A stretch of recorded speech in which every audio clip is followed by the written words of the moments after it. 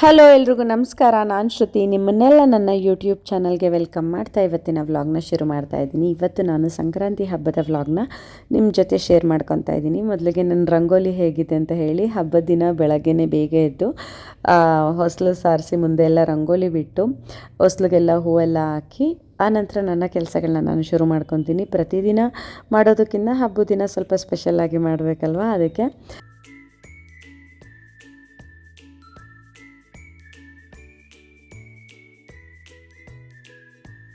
ತಿಂಡಿ ಎಲ್ಲ ಆದಮೇಲೆ ನಿರೀಕ್ಷೆ ಮತ್ತು ನಾನು ತಲೆಗೆ ಎಣ್ಣೆ ಹಾಕ್ಕೊಂಡು ಮನೆ ಕಸ ಗುಡಿಸಿ ಒರೆಸೋದೆಲ್ಲ ಕೆಲಸಗಳಿರುತ್ತಲ್ಲ ಅದನ್ನೆಲ್ಲ ಮಾಡ್ಕೊಳ್ಳೋಣ ಅಂತ ಹೇಳಿ ಎಣ್ಣೆ ಎಲ್ಲ ಹಾಕ್ಕೊತಾ ಇದ್ದೀವಿ.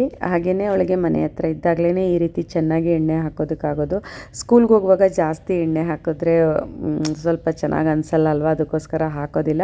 ಮನೇಲಿ ಯಾವಾಗ ಇರ್ತಾಳೆ ಆವಾಗ ಚೆನ್ನಾಗಿ ಕೈ ಎಣ್ಣೆನ ಮೆತ್ಬಿಡ್ತೀನಿ, ಅಂದರೆ ಹರಳೆಣ್ಣೆನ ಹಾಕಿರ್ತೀನಿ. ನಾನು ಕೂಡ ಅಷ್ಟೇ, ಮನೆಯಲ್ಲಿದ್ದಾಗ ಸ್ವಲ್ಪ ಚೆನ್ನಾಗಿ ಎಣ್ಣೆ ಹಾಕ್ಕೊಂಡಿರ್ತೀನಿ.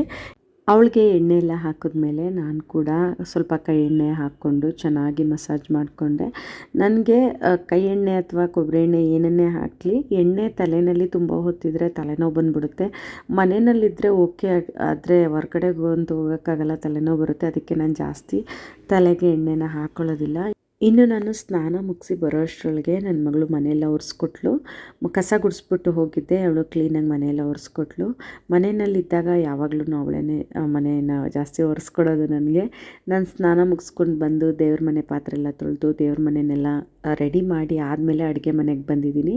ಎಳ್ಬೀರು ಮಾಡೋದಕ್ಕೂ ಮುಂಚೆ ಕಡಲೆಕಾಯಿ ಹಾಗೆ ಅವರೆಕಾಳನ್ನ ಬೇಯಿಸೋಣ ಅಂತ ಹೇಳಿಬಿಟ್ಟು ಕಡಲೆಕಾಳನ್ನ ಚೆನ್ನಾಗಿ ತೊಳೆದು ಬೇಯೋಕ್ಕಿಟ್ಟೆ. ಆನಂತರ ನಾನು ಎಳ್ಬೀರು ಮಾಡೋದಕ್ಕೆಲ್ಲ ರೆಡಿ ಮಾಡ್ಕೊತಾ ಇದ್ದೀನಿ, ಕಡಲೆ ಬೀಜನೆಲ್ಲ. ಅಷ್ಟರಲ್ಲಿ ರವೀಂದ್ರ ಅಣ್ಣವ್ರ ಮನೆ ಫ್ಯಾಮಿಲಿ ಬಂದರು, ಪ್ರಿಯಾಂಕಾ ಮಕ್ಕಳು ಎಲ್ಲರೂ ಬಂದರು.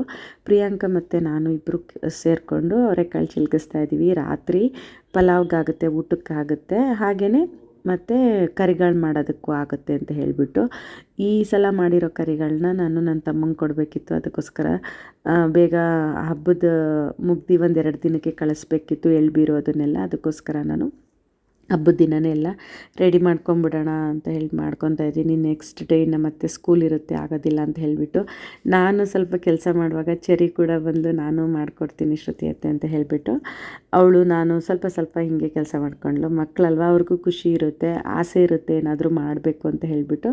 ಅದಕ್ಕೆ ನಾನು ಮಾಡೋವಾಗ ನಾನು ಮಾಡಿಕೊಡ್ತೀನಿ ಅಂತ ಬಂದು ಸ್ವಲ್ಪ ಮಾಡ್ತಾ ಇದ್ದಾಳೆ.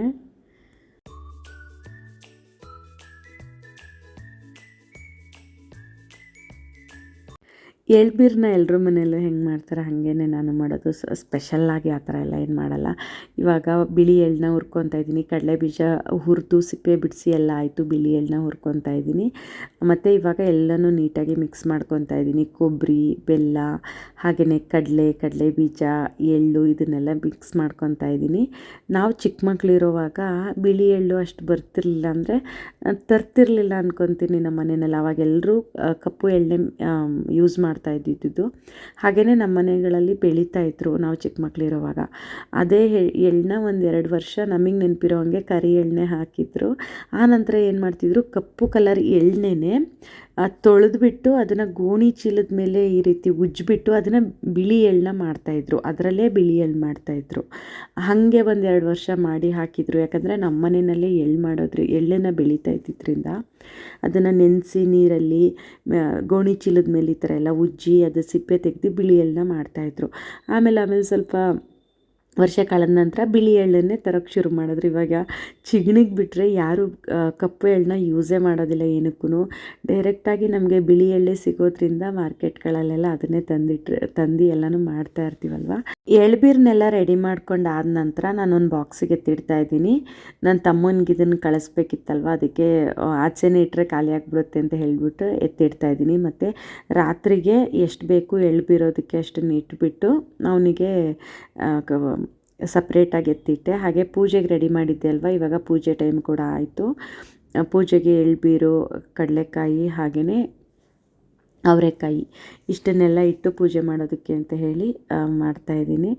ಪೂಜೆ ಮಾಡುವಾಗ ಚೀಕು ಮಧ್ಯ ಮಧ್ಯ ಬಂದು ಹೀಗೆ ಹಿಂಸೆ ಕೊಡ್ತಾಯಿದ್ಲು. ಸೈಡಿಗೆ ಕಳಿಸ್ಬಿಟ್ಟು ಆಮೇಲೆ ಪೂಜೆ ಮಾಡಿದ್ದಾಯಿತು. ಅಷ್ಟರಲ್ಲಿ ಅಕ್ಷಿತಾ, ಮಧು ಅಣ್ಣ, ಶುಚಿತು ಎಲ್ಲರೂ ಕೂಡ ಮನೆಗೆ ಬಂದರು. ಹಾಗೆ ಇವರೆಲ್ಲರೂ ಕೂತ್ಕೊಂಡು ಮಾತಾಡ್ತಾಯಿದ್ರು. ಅಷ್ಟರಲ್ಲಿ ನಂದು ಕೂಡ ಪೂಜೆ ಆಯಿತು. ನಮ್ಮ ಮನೆಯವ್ರಿಗೆ ರವೀಂದ್ರ ಅಣ್ಣ ಯಾವಾಗ ಸಿಕ್ಕಿದ್ರು ಬರೀ ಅವಣ್ಣನ ರೇಗ್ಸೋದೇನೆ ಯಾವಾಗ್ಲೂ.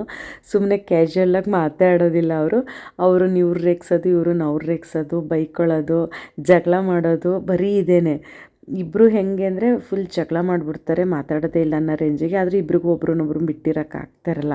ಸುಮ್ಮನೆ ಇಂಡೈರೆಕ್ಟಾಗಿ ಫೋನ್ ಮಾಡೋದು, ಬೇರೆಯವ್ರ ಕೈಲಿ ಮಾಡಿಸೋದು, ರೇಗ್ಸೋದು ಹಿಂಗೆಲ್ಲ ಮಾಡ್ತಿರ್ತಾರೆ.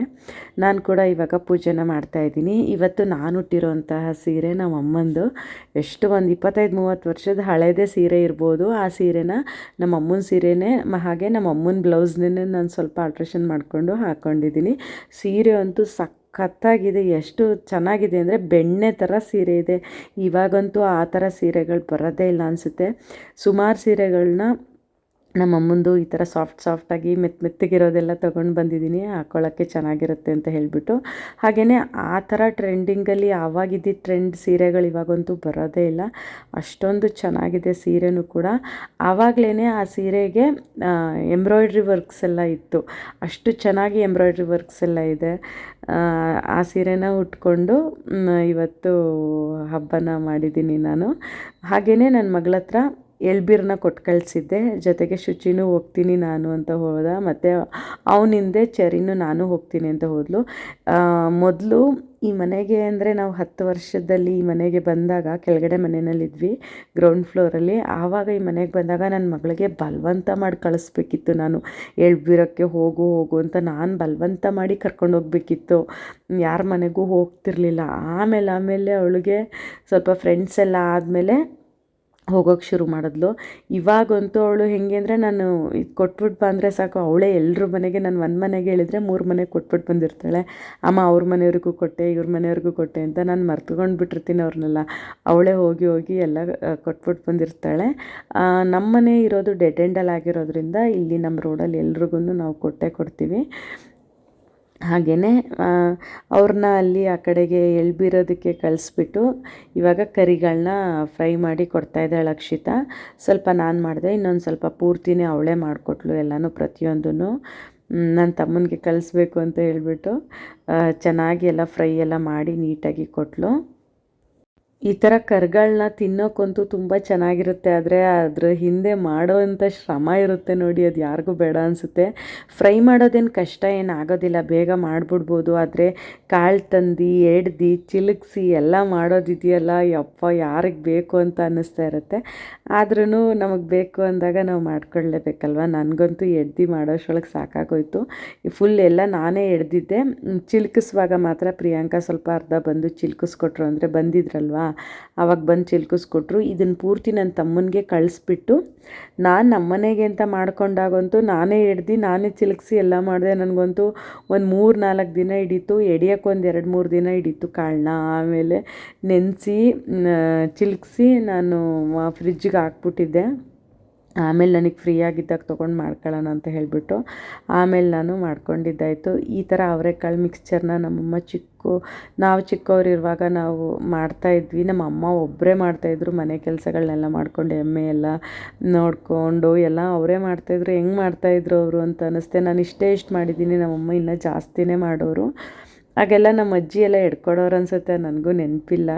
ಅವರೆಕಾಯಿ ಎಲ್ಲ ಎಡ್ದು ಚಿಲ್ಕಿಸ್ಕೊಡೋರೇನೋ, ಬಟ್ ನನಗೆ ನೆನಪಿಲ್ಲ. ಆದರೂ ನಮ್ಮಮ್ಮ ಮಾಡೋರು ತುಂಬ ಇಂಟ್ರೆಸ್ಟಿಂದ ಇದನ್ನೆಲ್ಲ.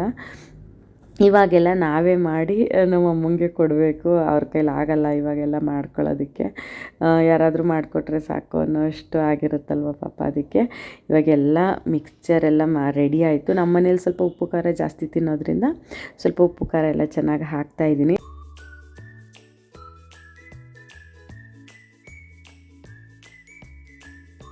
ಈ ಮಿಕ್ಸ್ಚರ್ನ ಟೇಸ್ಟ್ ಮಾಡೋದಕ್ಕೆ ಮಧುವಣ್ಣನ ಕರೆಸಿದ್ವಿ ನಾವು, ಬರೋಣ ಟೇಸ್ಟ್ ಮಾಡಿ ಅಂತ ಹೇಳಿಬಿಟ್ಟು. ಮಧುವಣ್ಣ ಹೆಂಗೆ ಅಂತಂದರೆ ಅವ್ರು ಯಾರದೇ ಮನೆಗೆ ಹೋಗಲಿ ಊಟ ಹೆಂಗೆ ಇರಲಿ ಒಂದು ಚೂರೂ ಬ್ಯಾಡ್ ಕಮೆಂಟ್ ಹೇಳಲ್ಲ, ಇದು ಹಂಗಾಗಿತ್ತು ಇದು ಹಿಂಗಾಗಿತ್ತು ಏನೂ ಹೇಳಲ್ಲ. ಸಪ್ಪೆ ಆದ್ರೂ ಪರವಾಗಿಲ್ಲ ಚೆನ್ನಾಗಿದೆ ಅಂತಲೇ ಹೇಳೋದು, ಉಪ್ಪಾದ್ರೂ ಪರವಾಗಿಲ್ಲ ಚೆನ್ನಾಗಿದೆ ಅಂತಲೇ ಹೇಳೋದು. ನಾವಂತೂ ಅವ್ರಿಗೆ ಹೇಳ್ತಾ ಇರ್ತೀವಿ, ನಿಮಗಂತೂ ಟೇಸ್ಟ್ ನೋಡೋಕ್ಕೆ ಕೊಡಬಾರ್ದು, ಬೇರೆಯವ್ರ ಮನೇಲಿ ಓಕೆ, ನಮ್ಮ ಮನೇಲಾದರೂ ಹೇಳ್ಬೇಕು ತಾನೇ ಉಪ್ಪು ಸಪ್ಪೆ ಖಾರ ಏನಾದರೂ. ಅದನ್ನು ನಮ್ಮ ಮನೆಯಲ್ಲೂ ಹೇಳಲ್ಲ ಪಾಪ ಅವರು. ಅವ್ರ ಪಾಡಿಗೆ ಅವರು ಉಪ್ಪಾಗಲಿ ಸಪ್ಪೆ ಆಗಲಿ ಚೆನ್ನಾಗಿದೆ ಚೆನ್ನಾಗಿದೆ ಅಂತಲೇ ಹೇಳ್ಬಿಟ್ಟು ಊಟ ಮಾಡೋದು. ಹಾಗೆ ಇವಾಗ ಎಲ್ಲ ರೆಡಿಯಾಗಿ ಎಲ್ಲ ರೆಡಿ ಮಾಡಿ ಇಟ್ಟು ಅಡುಗೆ ಮಾಡಿಕೊಂಡು ಇವಾಗ ಎಲ್ಲರೂ ಒಟ್ಟಿಗೆ ಕುತ್ಕೊಂಡು ಊಟ ಮಾಡ್ತಾಯಿದ್ದೀವಿ. ಊಟ ಮಾಡಿಬಿಟ್ಟು ಎಲ್ಲರೂ ಅವ್ರವ್ರ ಮನೆಗೆ ಹೋದರು. ಇವತ್ತಿನ ಸ್ಪೆಷಲ್ ಆ ಥರ ಎಲ್ಲ ಏನಿಲ್ಲ. ನಾನು ಇವಾಗ ವೀಡಿಯೋ ಮಾಡುವಾಗಲೇ ನೋಡ್ತಾ ಇರೋದು, ಪಲಾವ್ ಮಾಡಿದ್ದೀನಿ, ಮೊಸರು ಗೊಜ್ಜು ಮಾಡಿದ್ದೀನೋ ಅಥವಾ ಬರೀ ಮೊಸರನ್ನೇ ತಿಂತಾಯಿದ್ದೀವೋ ನಿಜವಾಗ್ಲೂ ಗೊತ್ತಿಲ್ಲ. ಒಂದು ಸಂಕ್ರಾಂತಿ ಹಬ್ಬದ ವೀಡಿಯೋ ಅಲ್ವಾ, ನನಗೂ ಮರ್ತೋಗಿದೆ ಏನೇನು ಮಾಡಿದ್ದೆ ಅಂತ ಹೇಳಿಬಿಟ್ಟು. ಪಲಾವ್ ಒಂದು ಚಿಲ್ಕವರೆ ಪಲಾವ್ ಒಂದು ಮಾಡಿದ್ದೆ ಅಂತ ನೆನಪಿತ್ತಷ್ಟೇ. ಅಲ್ಲಿ ಈರುಳ್ಳಿ ಕುಯ್ದಿಟ್ಟಿದ್ದೀವಿ, ಮೊಸರಿದೆ ಮತ್ತು ವೈಟ್ ರೈಸು ಇದೆ, ಅಷ್ಟೇ. ಇಷ್ಟೆಲ್ಲ ಆದಮೇಲೆ ಅವರು ನೈಟ್ ಅವ್ರ ಮನೆಗೆ ಅವ್ರ ಪಾಡಿಗೆ ಹೋದರು. ಹಾಗೆಯೇ ನಾನು ಸೋಫಾ ಕವರ್ಸ್ನ ತರಿಸಿದ್ದೆ, ಅದರದ್ದು ವೀಡಿಯೋ ನಿಮಗೆ ಶೇರ್ ಮಾಡಿರಲಿಲ್ಲ. ಇದನ್ನು ಇವಾಗ ನಾನು ಅಪ್ಲೋಡ್ ಮಾಡ್ತಾಯಿದ್ದೀನಿ. ಫಸ್ಟು ನಾನೇನು ಅಂದ್ಕೊಂಡೆ, ಕೆಳಗಡೆ ಹಾಸಿದ್ದೀನಿ ನೋಡಿ, ಆ ಸೀಟರ್ಗೆ ಹಾಸಿದ್ದೀನಿ ನೋಡಿ, ಆ ಸೋಫಾ ಕವರು 1600 1700 ಇದೆ. ನಾನು ಅಷ್ಟು ರೂಪಾಯಿಗೆ ಫುಲ್ ಸೆಟ್ ಬರುತ್ತೆ ಅಂದ್ಕೊಂಡೆ. ಏನು ಹಿಂದಕ್ಕೂ ಬರ್ಬೋದು, ಹೊರ್ಕೊಳ್ಳೋ ಜಾಗಕ್ಕೂ ಬರ್ಬೋದು, ಸೀಟಿಗೆ ಕೂತ್ಕೊಳ್ಳೋ ಜಾಗಕ್ಕೂ ಬರ್ಬೋದು, ಹಾಗೆ ಆ ಕಡೆ ಈ ಕಡೆ ಇವಾಗ ಹಾಕ್ತಾಯಿದ್ದೀನಿ ನೋಡಿ, ಅದಕ್ಕೆಲ್ಲ ಸೇರಿಸಿ 1600 700 ಇರ್ಬೋದಲ್ವ, ಇದೆ ಅಲ್ವಾ, ಅಷ್ಟು ಎಲ್ಲ ಬರುತ್ತೆ ಅಂತ ನಾನು ಅಂದ್ಕೊಂಡು ಬುಕ್ ಮಾಡಿದ್ರೆ ಅದು ಬರೀ ಒಂದೇ ಪೀಸ್ ಬಂದಿದೆ. ಕೂತ್ಕೊಳ್ಳೋಕ್ಕೆ ಮಾತ್ರ ಒಂದು ಪೀಸ್ಗಷ್ಟೇ 1600 700 ಸಮಥಿಂಗ್ ಆಗಿದೆ. ನನಗಂತೂ ಹೊಟ್ಟೆ ಹೊರದಾಯ್ತು, ಇಷ್ಟೊಂದು ಜಾಸ್ತಿ ಆಯ್ತಲ್ಲ ಅಂತ ಹೇಳ್ಬಿಟ್ಟು. ಆಮೇಲೆ ನಮ್ಮ ಮನೆಯವ್ರು ಹೋಗಲಿ ಬಿಡು ಇರಲಿ ಪರವಾಗಿಲ್ಲ ಅಂತ ಹೇಳ್ಬಿಟ್ಟು ಇಟ್ಕೊಂಡಿದ್ದಾಯಿತು. ಆಮೇಲೆ ಸಪ್ರೇಟು ಈ ಸೈಡ್ಸ್ ಕೈ ಇಟ್ಕೊತೀವಿ ನೋಡಿ, ಅದಕ್ಕೆ ಸಪ್ರೇಟು ಒಂದು ಪೇರ್ ತರಿಸ್ದೆ. ಎರಡಕ್ಕೆ ಒಂದು 700 800 ಅಷ್ಟಾಗಿದೆ. ಹಿಂದಕ್ಕಿಲ್ಲ, ಹೋಗಲಿ ಹಿಂದಕ್ಕೆ ಬೇಡ ಅಂತಲೇ ಅಂದ್ಕೊಂಡ್ವಿ. ಹಿಂದಕ್ಕೆ ಇನ್ನೊಂದು ಪೀಸ್ ತರಿಸ್ಬೋದಿತ್ತು, ಬಟ್ ಬೇಡ ಚೆನ್ನಾಗಿ ಕಾಣಲ್ಲ ಅಂತ ಹೇಳಿಬಿಟ್ಟು ಇದು ಸಾಫ್ಟಾಗಿದೆ, ಚೆನ್ನಾಗಿದೆ, ಕ್ವಾಲಿಟಿ ವೈಸ್ ಅಂತೂ ಚೆನ್ನಾಗಿದೆ. ಬಟ್ ಇದೇನಾಯ್ತಂದರೆ ಆಫ್ಟರ್ ಒನ್ ವಾಶ್ ಆದಮೇಲೆ ಸ್ವಲ್ಪ ಹೊಲಿಗೆ ಎಲ್ಲ ಬಿಟ್ಕೊಂಡಿದೆ. ಅದನ್ನು ನಾನು ಸ್ಟಿಚ್ ಹಾಕ್ಕೊಂಡಿದ್ದೀನಿ ಸ್ವಲ್ಪ. ಒಟ್ನಲ್ಲಿ ಕ್ವಾಲಿಟಿ ಅಂತೂ ಚೆನ್ನಾಗಿದೆ, ದುಡ್ಡು ಜಾಸ್ತಿ ಆದ್ರೂ ಕ್ವಾಲಿಟಿ ಮಾತ್ರ ಚೆನ್ನಾಗಿದೆ. ನನ್ನ ಮಗಳಿಗೆ ಸಂಕ್ರಾಂತಿ ಹಬ್ಬದ ದಿನ ಈ ಡ್ರೆಸ್ ಹಾಕ್ಬಿಟ್ಟು ಈ ರೀತಿ ಎಳ್ಬಿರೋಕ್ಕೆ ಕಳಿಸಿದೆ. ಬಲವಂತ ಮಾಡಿ ಅವಳಿಗೆ ಈ ಥರ ಬಟ್ಟೆಗಳನ್ನ ಹಾಕಬೇಕು, ಇಷ್ಟ ಆಗೋದಿಲ್ಲ ಅವಳಿಗೆ, ಆದರೂ ಇನ್ನೇನು ಮಾಡಲ್ಲ, ನನ್ನ ಬಲವಂತಕ್ಕೆ ನನ್ನ ಖುಷಿಗೋಸ್ಕರ ಹಾಕೊತಾಳೆ. ಹಾಗೆಯೇ ನಾನು ಒಂದು ವೈರ್ಲೆಸ್ ಮೈಕ್ರೋಫೋನ್ನ ತರಿಸಿದ್ದೆ, ವಾಲ್ಮ್ಯಾಕ್ಸ್ ಅವ್ರದ್ದು. ಅದು ಬಂದಿತ್ತಲ್ವ, ಅದನ್ನು ನಾನು ಇವಾಗ ಓಪನ್ ಮಾಡಿ ನಿಮ್ಮ ಜೊತೆ ಅದರದ್ದು ಹೆಂಗಿದೆ ಅಂತ ಹೇಳಿ ಶೇರ್ ಮಾಡ್ಕೊತಾ ಇದ್ದೀನಿ.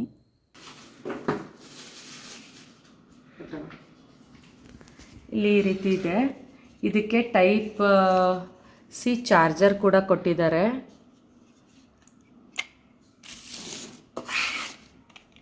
ಹಾಗೆಯೇ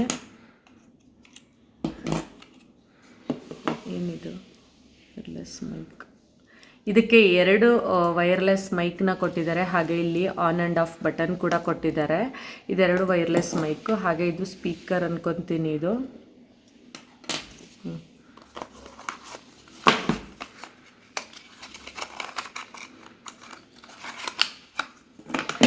ಎರಡು ಚಾರ್ಜರ್ನ ಕೊಟ್ಟಿದ್ದಾರೆ. ಇದೇನಿದು, ಇದಕ್ಕೆ ಚಾರ್ಜ್ ಹಾಕೋದು, ಇದು ಏನಂತ ಗೊತ್ತಿಲ್ಲ ನನಗೆ. ಹಿಂದೆ ಹೋಗು, ಸ್ವಲ್ಪ ಇಷ್ಟನ್ನ ಕೊಟ್ಟಿದ್ದಾರೆ,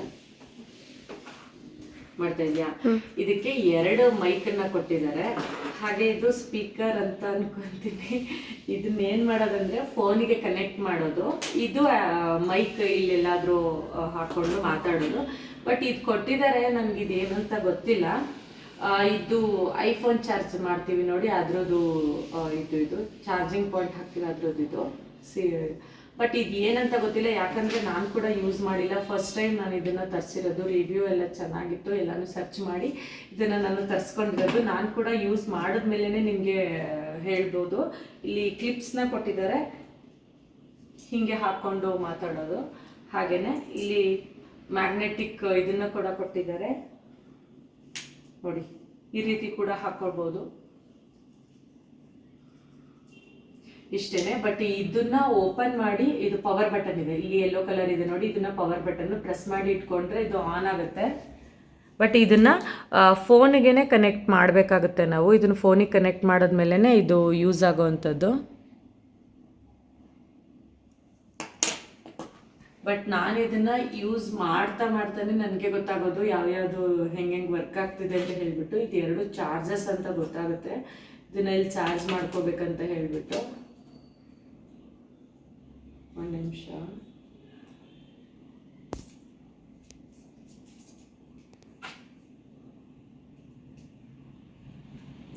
ಇದೇನಕ್ಕಿದು?